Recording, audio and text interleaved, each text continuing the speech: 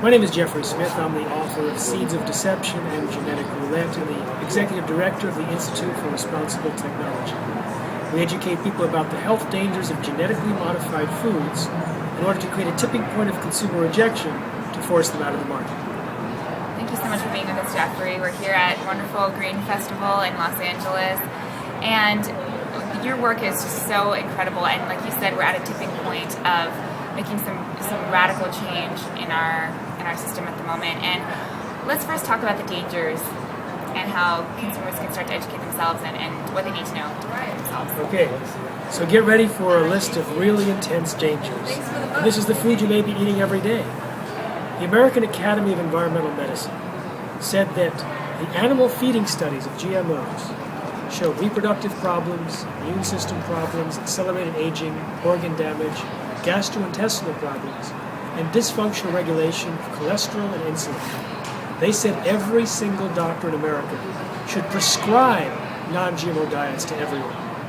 Now, if we take just one of those categories, reproductive problems, if we look at the animal feeding studies with rodents that were fed genetically modified soy showed changes in their testicles, from pink to blue, changes in the young sperm cells, changes in the uterus and the ovaries, changes in the way the DNA function in the embryo offspring.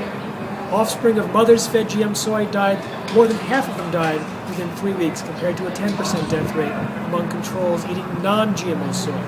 The babies were also smaller and could not reproduce. This is just one of the areas, and these are astounding results. And the American Academy of Environmental Medicine says we don't need to wait for follow-up. We don't need to wait for detailed follow-up, which usually doesn't happen because the scientists who discover these problems are often fired, stripped of responsibilities, forced out, etc. Instead, we should take their advice and say, let's stop eating GMOs now to protect ourselves and all future generations.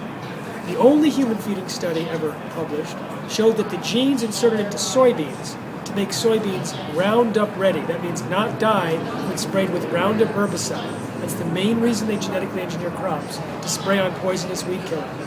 The gene that makes the crops Roundup ready, part of it transferred into the DNA of bacteria living inside our intestines.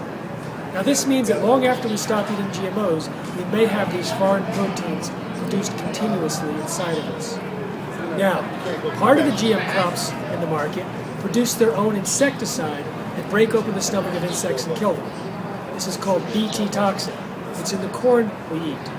If the gene that produces the Bt toxin were to transfer into our intestinal bacteria, that might turn it into living pesticide factories, causing the Bt toxin to be produced over and over again. We don't know if it's happening, but a recent study found that 93% of pregnant women in Canada who were tested had the Bt toxin from Monsanto's corn circulating in their blood, as did 80% of the unborn fetuses. This is really dangerous stuff. We should never have introduced this stuff into the market.